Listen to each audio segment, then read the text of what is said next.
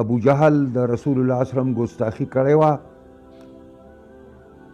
حضرت حمزه رضی الله تعالی عنه چېرته ښکار ته تللی دی، را روان دی، چا ورته ویل چې ستا د هغه وراره سره خو دغه نن ډېر بد سلوکي کړې ده. نو هغه راغی او ډینډۍ په لاس کې او غشی پکې ورته یې راوړوله چې تا بیا څه دغه کړی دی. نو هغه ورته ویلي چې ته دته نه ګورې چې دی موږ ته بېوقوفه وایي او زموږ خدایانو ته ګټې وایي او دا کوي او دا کوي او زموږ مشرانو ته بېوقوفان وایي. نو نبي علیه دغه حضرت حمزه ورته وفرمایل چې ستاسو نه زیات بېوقوفان په دنیا کې نور څوک کیدی شي چې تاسو د ګټو نه خیر او شر غواړئ او تاسو چې کوم دی د ګټو عبادت کوئ. ستاسو نه زیات بېوقوفه څوک نشي کیدلی. نو قرآن اشاره کوي هغې ته.